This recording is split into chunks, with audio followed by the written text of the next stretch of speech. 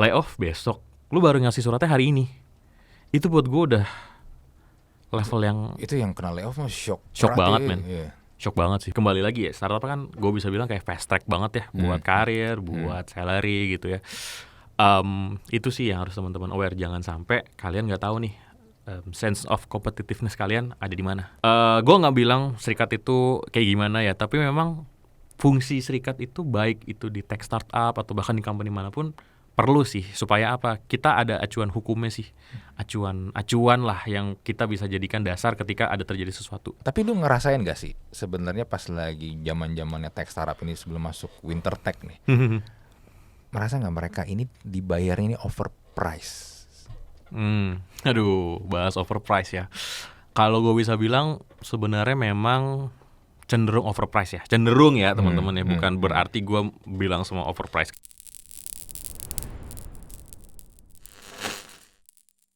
Selamat datang di Merge Room, kerja terus mati belakangan bersama gue Andri. Dan untuk episode kali ini kita masih bersama dengan HR Content Creator.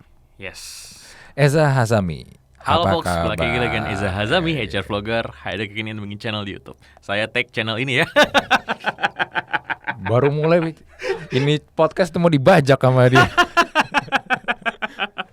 Tapi itu biasa opening lu ya di YouTube lu ya, seorang HR yang tidak puas dengan gajinya masih aja ngonten. Luar biasa. Nah, kali ini kita nggak mau bahas tentang yang lu digoreng out whatever itu. Cuman belakangan lagi banyak layoff nih. Yoi. Sedih sih. Sedih, dan dari awal tahun ya kurang lebih ya. Terutama juga 2021 juga udah mulai banyak sih ya. Iya, terutama tapi memang masifnya tahun ini. Terutama tech company ya, startup company ya. Udah habis lah masanya. Lu sebagai seorang HR nih melihat fenomena layoff seperti ini nih. Lu kan juga kerja di tech company nih. Gimana nih pandangan Anda sebagai HR? Oke. Sebenarnya memang tanpa menghilangkan rasa hormat ya. Jadi memang layoff ini sesuatu yang common terjadi di setiap bisnis. I mean ketika memang ada satu bisa dibilang ya ketidaksesuaian antara cash atau bahkan mungkin juga dari bisnis running kayak gimana, pasti ada satu yang harus dikorbankan. Entah mungkin dari aset ataupun karyawan. Biasanya kalau mulai collapse tuh biasanya pada jual-jualin aset, gedung, peralatan. Gedung ya? Biasanya pada jual gedung tuh. Pokoknya jual-jual aset kantor lah gitu. Terus ngantornya di mana kalau gedung udah dijual? Hah? Kalau hybrid Pak, hybrid. Oh iya bisa hybrid benar. That's why kenapa? Nggak jadi ya. Lu mau promosi kan? Gue tahu. Lu mau promosi. Jangan. Oh enggak, ya udah. Ya, Nggak boleh bawa kantor. Iya, enggak boleh bawa kantor. Lanjut. Tapi maksudnya gini, itu common lah terjadi gitu ya. Antara lu memang mengurangi aset atau memang balikin lagi mengurangi karyawan ya. Karena kita bisa bilang kalau memang ketika karyawan bekerja kan cukup banyak komponen gaji yang manajemen atau perusahaan harus keluarkan, dan itu kan berkesinambungan banget ya. Dan ketika memang terjadi mungkin performance-nya kurang di tahun itu kah, atau misalnya memang udah goyang gitu ya, pasti perusahaan juga akan berpikir langsung, kayaknya kita langsung bikin deh mitigasi orang-orang mana aja sih atau fungsi mana aja yang memang kita perlu untuk layoff kan gitu. Ya balikin lagi ya, nggak semua posisi di layoff kok. Maksud gua kayak kalau misalnya di layoff semua itu pasti udah tutup pintu lah gitu ya. Tapi melihat skena yang memang terjadi di tech company sekarang, nggak semua kan, balik lagi fungsinya nih. Rata-rata kan mungkin ada fungsi-fungsi yang ya selama kita pandemi atau bahkan apa gitu sekarang udah mulai balik ke kantor lagi, mungkin mereka juga sudah fungsinya juga udah maksimal banget gitu ya. Itu yang paling pertama kali kena. Atau misalnya juga dari kalau misalnya kita bicara performance karyawan yang memang benar-benar underperform, tapi juga misalnya kita juga kayak ya bisa dibilang momen yang nggak tepat juga, itu juga bisa kena sih gitu. Jadi itu common banget sih terjadi, dan ya nggak bisa dihindari juga sih. Company juga selalu ada resiko sih buat layoff. Ya. Di e-commerce kan kita bikin list ya, yang layoff form itu udah berapa banyak tuh terakhir tuh? 2.500 yang masukin nama. Wow. Apalagi mau company mana yang mau layoff. Tapi gini loh, kan company tech ini mostly kan layoff ini terjadi kan karena itu tadi ya. Mereka sebenarnya banyak yang belum bisa make profit. Yes. Waktu itu gue podcast sama salah satu dia memang ini ya, aktif di bidang finansial, dia memang orang financial investment gitu. Sebuah tech company startup ketika mereka ingin bikin let's say make profit $5, itu nggak bisa karena kenapa? Cost-nya tuh $10.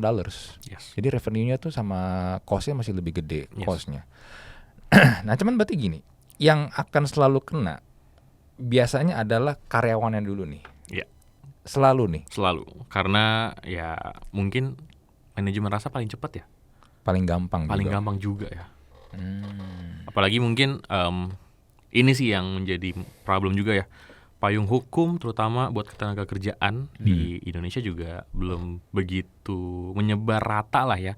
Apalagi startup kan banyak ya kucing-kucingan gitu sama regulasi ketenaga kerjaan. Masalah-masalah PHK, bahkan masalah gaji aja juga banyak yang masih kucing-kucingan gitu loh. Startup yang baru mulai banget gitu kan. Jadi gue bisa bilang ya memang seperti itu sih skenanya. Gue kucing-kucingan. Maksudnya gimana kucing-kucingan nih? Ya kita ada kucing, Pak.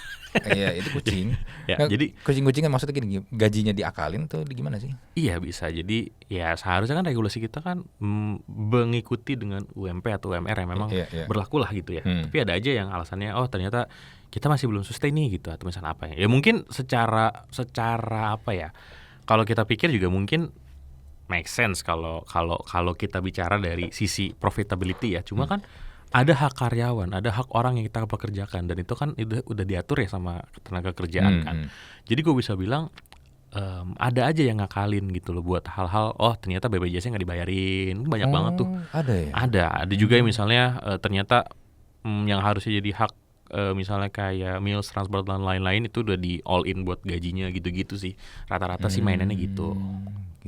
Jadi ya pinter-pinter sih memang kalau cari startup yang bisa gue bilang bisa memberikan semua benefit yang memang seharusnya lu dapatkan ketika kerja. Iya. Tapi gue bingung. Seharusnya gini ya. Kalau lu bisnis, ya gue posisi sebagai business owner ya. Kalau lu memang belum punya budget buat hire orang, ya harusnya nggak hire orang dong. Harusnya. Iya kan. Tapi ini hire orang, open recruitment. Itu sih mungkin apa ya? Gue ngeliat tren zaman sekarang startup dapat duit dari daddy gitu kan, dari atas gitu, dipakai buat hiring, dipakai buat marketing, tapi nggak mikirin nih sustain bisnisnya kayak gimana. Ini yang gue bisa bilang apa ya, banyak yang terjebak, dapat funding, dapat apa gitu ya, itu dipakainya buat rata-rata gue bisa bilang ya hiring, terus juga cari talent gitu ya, padahal kita nggak tahu nih ini talent kedepannya mau kita apakan nih. Itu kan namanya orang kita pekerjakan di sebuah perusahaan, pasti kan harus kita pikirin ya growth-nya gitu ya. Jangan sampai kita cuma hire dia doang buat satu masalah. Itu kan nggak etis juga lah ya, kita sebagai HR cuma bikin as in project doang terus habis itu kita lay off atau misalnya apa kan juga nggak etis lah gitu. Jadi ya business owner juga harusnya udah mulai berpikir sih kira-kira gimana caranya bikin kerjaan lu atau bahkan mungkin bisnis lu sustain di tengah. Di tengah 2022 ini, apalagi kan kita tahun depan katanya ada ancaman resesi katanya. Tapi menurut lo bener nggak Om? Kalau ngeliat situasi sekarang sih bisa jadi. Gue sih lihatnya gini, kalau di Eropa lah contohnya, teman gue ada yang tinggal di Jerman, semua naik. Bensin itu mahal banget di sana. Jadi lu harus juga berpikir nih ketika lu keluar, lu harus hitung-hitung kalau mau ngisi lagi lu kurang lebih bakal spend berapa euro. Di Inggris juga mulai banyak kan ini kan. Ya katanya ada yang mulai ini ya, jual diri juga ya banyak ya di Inggris. Kayaknya dari dulu. Enggak, tapi maksudnya saya melihat katanya orang sampai sebegitunya Om. Sampai yang seharusnya segitunya. Tidak. Katanya seperti itu. Pernah baca berita. Coba tolong Om Wahyu masukin citationnya di link sini ya. Linknya. Enggak, tapi serius. Gue baca sampai sebegitunya Inggris. Kayak banyak orang-orang yang akhirnya cari jalan cepat buat memenuhi kebutuhan mereka kayak gitu. Iya sih. Ya memang ada ancaman seperti itu. Tapi I don't know, mudah-mudahan sih Indonesia. Mudah-mudahan enggak ya teman-teman. Kita bisa lah, optimis lah ya. Iya. Indonesia maju. Udah, come on lah. Loh ini 2000 siapa tahu jadi movement ya kan? Channel ini ya kan? Iya, siapa tahu kita dipilih buat ini sih. Paslon.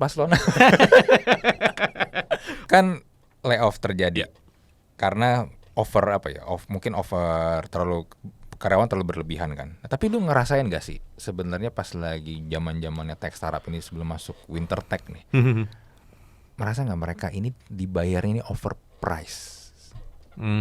Aduh, bahas overprice ya. Kalau gue bisa bilang sebenarnya memang cenderung overprice ya. Cenderung ya teman-teman ya, bukan berarti gue bilang semua overprice. Kenapa? Karena when it comes to finding new candidates atau talent gitu ya, kita kan pasti harus ada sesuatu yang kita bisa offer nggak sih? Yeah, karena kan pasti perusahaan baru, gimana caranya kita hijack high quality talent, high quality candidates tanpa kita bisa berikan sesuatu. Nah, yang paling gampang adalah gaji. Yang paling gampang ya kita tawarin angka. Nah, rata-rata dari situ sih memang yang menjadi problematika antara ya mungkin structure salary-nya buat level itu mungkin tidak segitu. Tapi dengan kita tawarkan angka yang lebih gitu ya, jadi kan terjadi kayak gue pengen dapetin dia, gue harus naikin nih angka structure salary-nya nih. Seharusnya mungkin di pasar nggak kayak gitu. Nah, supaya bisa join ya pasti iming-iming kayak gitu. Dan akhirnya terjadilah ternyata kerja di startup kayak gini. Kemudian juga akhirnya ada angka-angka yang seharusnya mungkin di pasar nggak segini, naiknya segini, gitu-gitu sih. Jadi memang kalau ngomongin gaji paling gampang ya, karena kalau ngomongin benefit startup, kalau kita bandingin sama korporat, gue bisa bilang cukup berbeda lah ya secara segi benefit gitu, karena kan nggak begitu lengkap lah ya. Kalau korporat lu bisa cover ini itu, tapi kalau startup kan rata-rata ya as long as ada BPJS, insurance dan lain-lain biasanya kan oke lah gitu. Tapi nggak selengkap korporat sih gitu. Tapi lu sebagai recruiter lu juga ngerasain? Gue memang cukup merasakan sih kalau misalnya lu kerja di tech ya, karena tinggi-tinggi banget Pak. Dan gue nggak bisa menyalahkan itu ya. Balikin lagi, ketika kita ngomongin talent, ada harga memang ada rupa sih, tapi ya situasinya yang memang menjadikan bubble harga ini di pasar, gue juga nggak tahu siapa yang harus bertanggung jawab lah. Karena sedih ya kalau misalnya kita bicara tech talent nih gitu ya, udah dengan nyaman dapat sekian gitu ya setiap bulan, tapi tiba-tiba perusahaannya bermasalah, terus tiba-tiba pada saat mereka balik ke harga pasar, itu kan pasti kaget. Kaget tuh. Betul. Mungkin yang punya cicilan, yang udah punya hitung-hitungannya lah ya setiap bulan gitu ya, dengan dia kerja di tech startup gitu ya, itu pasti kaget ketika tahu harga pasar yang mungkin terjadi lah gitu. Dan itu sih yang gue bisa bilang harus hati-hati juga ya teman-teman ya. Ketika kita bekerja di tech startup juga harus aware sama harga pasar. Jangan sampai misalnya terjadi sesuatu yang buruk misalnya gitu ya, terus kita udah kebiasa dengan lifestyle yang sekarang gitu ya, dengan gaji sekian gitu ya, pas tahu ternyata di korporat atau misalnya di pasar nggak sebegitu besar gitu ya, lu kaget dan akhirnya juga kelimpungan buat nutupin ini itu, jadinya kayak gitulah. Ini juga berlaku juga nggak sih di posisi, di jabatan nih? Kalau mungkin di startup kan ya gampang lah jadi C-level atau di level VP gitu. Tapi ketika akhirnya ya startupnya bangkrut nih, balik lagi nih kan ke market tadi lu bilang, saya ke market nih. Nah, ketika mereka coba apply lagi, ternyata apa yang udah mereka achieve level itu di company yang common ini ternyata belum di level sana nih. Belum di level sana. Dan memang ya kembali lagi ya, startup kan gue bisa bilang kayak fast track banget ya buat karir, buat salary gitu ya. Itu sih yang harus teman-teman aware, jangan sampai kalian nggak tahu nih sense of competitiveness kalian ada di mana gitu. Jangan sampai ngerasa kayak gue udah senang nih di satu company gitu ya, startup gitu ya, tapi pas lu coba benchmark ternyata lah ya belum ada apa-apanya juga kalau kita bicara skill, pengalaman gitu-gitu sih. Jadi harus tahu nih kita, posisi kita dan juga competitiveness kita di pasar kayak gimana. Oke. Nah, let's say mereka kena layoff ya kan, dengan keadaan-keadaan yang tadi kita udah bahas ya. Of course mereka pasti akan banyak ini dong, melihat hak kewajiban mereka nih apa aja nih. Nah, apa aja sih sebenarnya nih yang mereka bisa dapetin ketika kena layoff seperti ini nih case-nya? Oke. Minimal ya dari HR. Ini gue bicara dari sisi gue bisa bilang pengalaman dari nanya teman-teman gue lah. Karena memang gue kalau misalnya gue cerita, gue selama bekerja sebagai recruiter, gue juga nggak pernah kayak ngasih surat PHK atau bahkan mungkin juga kayak ada something layoff di company gue gitu ya, itu gue belum pernah ngalamin. Jangan sampai sih, tapi memang mungkin ya gue merasa itu harus gitu, karena Mincot bilang kalau misalnya gue cuma di recruiter dan nggak ngurus begitu-begitu, ilmu HR gue kurang. Oke. Gitu, jadi minimal banget sekali harus ngerasain kayak gitu-gitu, kata Mincot. Jadi exposure dari dunia HR lu banyak gitu ya. Halo, Mincot Bismania ya. Terima kasih yang sudah menyarankan saya. Mungkin nanti saya akan coba ya. Ya tapi gitu maksudnya. Ketika terjadi layoff gitu ya di company itu minimal banget 14 hari notisnya. 14 hari itu. Minimal banget. Minimal banget. Ya buat persiapan juga kan. Maksudnya lu nggak mungkin, walaupun mungkin terjadi ya kemarin gitu ya. Layoff besok, lu baru ngasih suratnya hari ini. Itu buat gue udah level yang itu yang kena layoff mah shock banget men. Shock banget sih. Maksud gue kayak lu bayangin lagi asik kerja gitu, terus tiba-tiba dapat surat sore-sore gitu, besok nggak kerja lagi. Iya, kayak lu lagi di pesawat terbang, lu didorong, tanpa parasut. Iya. Dan tanpa ada persiapan apapun gitu loh. Itu sih maksud gue minimal banget 14 hari. Terus juga diurusin tuh untuk pencairan apa namanya surat-surat BPJS, kemudian juga kan ada jaminan kehilangan pekerjaan ya. Kayak gitu-gitu tuh diurusin. Gitu jangan sampai ya udah lu cuma dibayarin gaji terakhir gitu ya. Terus juga lu kasih tahunya besok udah cabut, enggak, jangan gitu. Minimal 14 hari, surat-surat buat ketenagakerjaan juga disiapin buat cairin JHT dan lain-lain gitu ya. Misalnya teman-teman butuh gitu ya. Terus juga mungkin secara etika itu kita juga bikinin buat gua layoff itu bukan sesuatu yang harus ditutup-tutupin kok. Oke, bukan sesuatu yang harus ditutup-tutupin. Iya, maksud gue ketika kita bicara etika ya, bisnis, kita kan pasti akan orang itu kan akan kehilangan sebagian pekerjaan gak sih? Maksud gue kita harusnya ya sebagai etisnya HR, kita ngasih tahu nih, atau bahkan mungkin kayak dari tim e-commerce gitu ya, bikin tuh layoff form. Dari kita punya talent yang begini, silahkan dipergunakan dan kita sebarlah ke forum recruiter atau misalnya forum HR yang mungkin bisa membantu mereka juga lah gitu. Itu ibaratnya kesinambungan lah. Jadi tanggung jawab kita nggak cuma sampai sekedar oke gue ngasih surat layoff gitu ya, atau misalnya gue PHK lu gitu ya, tapi gue juga bisa memberikan jalan baru lah buat lu sih. Gitu sih yang gue bisa bilang harus HR lakukan selain memang dari pesangon, kemudian juga gaji bulan depan juga dibayarkan gitu-gitu sih. Nah kalau hitungan pesangon itu sebenarnya berapa sih idealnya? Aduh Pak, saya cukup banyak itu Pak. Mungkin teman-teman bisa googling aja ya di karena hitungannya kan beda ya antara yang 5 tahun kerja, 10 tahun kerja. Beda-beda. Jadi 5 tahun, 10 tahun, 15 tahun itu beda-beda sih teman-teman. Jadi boleh tuh googling dari sekarang gitu ya, biar mungkin ya pada saat misalnya bisnis goyang, teman-teman punya acuan dasar. Jangan sampai ya asal nurutin HR dan nggak tahu undang-undang yang berlaku sih. Itu juga sering terjadi. Ya, tapi secara peraturan undang-undang ada ya? Ada, pesangon ada, wajib. Pesangon ada. Tapi gini, case-nya dia udah tanda tangan, kontrak lah, let's say ya kontrak. Tapi peraturannya tuh ternyata tidak mengikuti rules di undang-undang nih. Ada kan yang kayak gitu? Ada, pasti ada. Dan kejebak di situ dia. Dan ternyata dia nggak dapat pesangon, atau kalau nggak ya dia malah kena penalti, order suruh bayar whatever itu. Itu gimana? Ini sih yang tricky ya. Banyak perusahaan yang memang akhirnya menjebak karyawannya sendiri gitu loh buat masalah kayak gini gitu. Bahkan mungkin nggak ngikutin regulasi gitu. Dan kalaupun misalnya lu lapor, itu prosesnya panjang Om. Ke ketenagakerjaan itu sampai sidang dan lain-lain tuh panjang. Gitu. Bahkan mungkin sampai ditindak ya. Belum tentu menang. Belum tentu menang juga, dan itu cukup gue bisa bilang pricey lah ya. Jadi ketika memang ada case kayak gitu, ya gimana ya? Maksud gue mendingan ya cukup tahu aja sih. Karena kalau misalnya kita tuntut, harus ada suara yang kuat dan juga banyak bukti-bukti yang kuat kalau lu pengen menang over your case sih. Maka dari itu buat beberapa company juga udah mulai ada muncul serikat-serikat kan, fungsi juga kayak gitu kan. Balik lagi sih, memang gue nggak bilang serikat itu kayak gimana ya, tapi memang fungsi serikat itu baik itu di tech startup atau bahkan di company manapun perlu sih, supaya apa? Kita ada acuan hukumnya sih, acuan lah yang kita bisa jadikan dasar ketika ada terjadi sesuatu. Jangan sampai seenak owner, seenak manajemen, banyak yang terjadi ya akhirnya kayak lu besok layoff gitu ya, terus nggak dikasih apa-apa, akhirnya lu mau speak up juga udah terjadi, lu mau ngadu ke siapa? Iya. Itu karena kalau personal versus company itu biasanya personal udah panjang susah banget lah sih. itu. Apalagi company yang punya duit lah ya, itu udah susah sih. Benar. Wow. Jadi memang ya, tapi gimana ya kalau buat blue collar ada. White collar itu kan yang susah kalau mau disuruh begini-begini. Betul.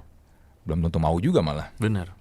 Itu sih yang masih jadi jalan panjang lah buat kita menyadari bahwa regulasi ketenaga kerjaan itu juga harus kita apply lah buat semua sisi lah, dari company, employee juga sih. Masih panjang banget sih yang harus kita beresin. Oke, berarti layoff ini memang ya suka nggak suka bisa jadi akan terjadi ya di tech company. Kita nggak bisa bilang, wah company gue bebas layoff, itu nggak bisa. Oh, ya.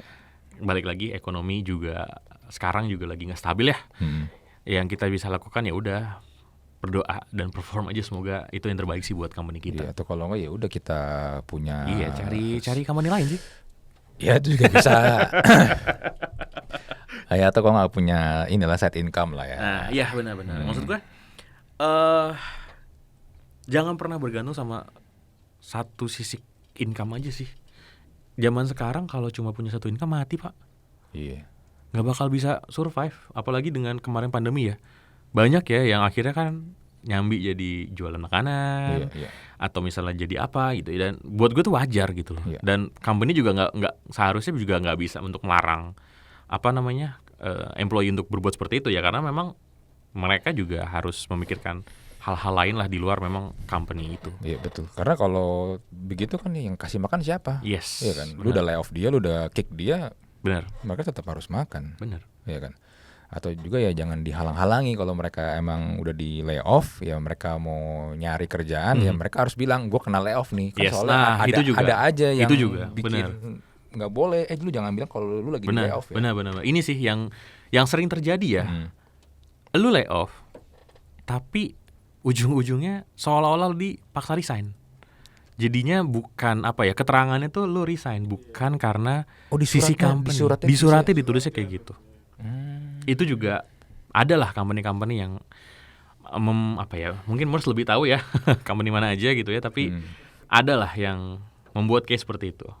Dan itu buat gue tuh level yang gue nggak tahu lagi, kalau ibaratnya lebih rendah lah daripada tut gitu ya. Ini takutnya gue digoreng, tapi maksudnya itu parah sih. Gitu. Iya.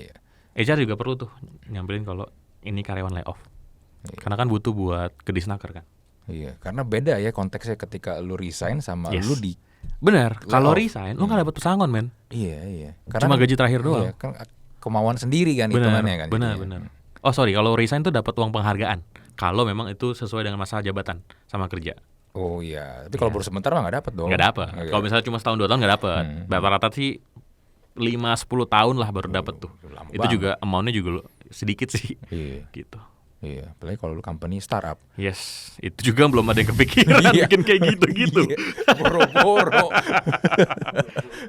Tapi gitu sih, maksudnya HR juga harus memberikan keterangan ke surat terakhir mereka gitu bahwa ini adalah layoff, bukan cuma sekedar resign atau bahkan mungkin dia memang ada masalah gitu-gitu sih. Jangan sampai ditwist lah faktanya. Iya. Tapi gini nih, ini pertanyaan terakhir aja sih. Misalnya in case nih, kan tadi lu bilang lu belum punya pengalaman ini, tapi Mincot bilang lu harus punya pengalaman inilah biar lu lebih lengkap. Misalnya nih, lu ketemu, akhirnya lu menemukan pengalaman ini, experience ini. Lu bakal gimana bro? For the first time. Lu udah siap belum nih? Siap nggak siap harus siap sih. Maksud gue tinggal gimana sih kita komunikasikan ke karyawan dengan baik ya. Maksudnya mungkin bukan dengan baik kayak kita ini enggak sih, tapi maksudnya dari jauh-jauh hari lah gitu. Apapun rumornya, transparency is number one sih di company. Jangan sampai lu tahu nih bisnis lu lagi down gitu atau lagi tai-tainya lah gitu ya. Lu bilang gitu, kita lagi ini nih gitu. Dan kalaupun misalnya itu ya kita bisa persiapkan mitigation plan-nya lah gitu. Lo mau cabut silahkan, atau lo mau stay, atau misalnya ya kita berikan kebebasan lah. Intinya selain transparansi kita juga berikan kebebasan ke employee gitu ya. Lo mau ambil apa? Mau resign kah, atau misalnya kita juga dapat sampai benar-benar layoff kah gitu-gitu sih. Iya, betul. Yang penting ini transparansi ya. Iya. Dan kalau memang punya kewajiban ya udah dilakukan ya. Kewajiban tadi sih terutama. Iya, jangan manggil ormas ya. Itu. Manggil ormas terus dipaksa lagi kan tanda tangan. Oh iya, dibilang. Terus sehari setelahnya langsung layoff. Iya. Anda resign bukan kami layoff. Tanda tangan di sini. Darah itu merah, jenderal katanya gitu. Ya, itu bahaya. Oke. Ini menarik nih karena jujur ya, gue belum pernah ngalamin hal-hal seperti itu, Leo. Tapi gue nggak kebayang sih emosi yang lu harus rasakan ketika lu ngomong kamu kena layoff itu. Iya sih, karena lu kan yang ngomong. Iya, HR yang ngomong. HR yang ngomong ya kan. Itu sih. Bukan bosnya. Bukan bosnya. Bosnya mah mungkin masih ada urusan lain ya. Cuma pasti yang menyampaikan pertama kan HR. Dan Itu mungkin lu akan melihat kalau yang lu sampaikan ini orangnya nangis. Yes. Ya itu sih. Ya itu sih ya, yang nggak- kita nggak bisa enak hindarin sih. lah. Ya nggak enak sih memang sih. Iya.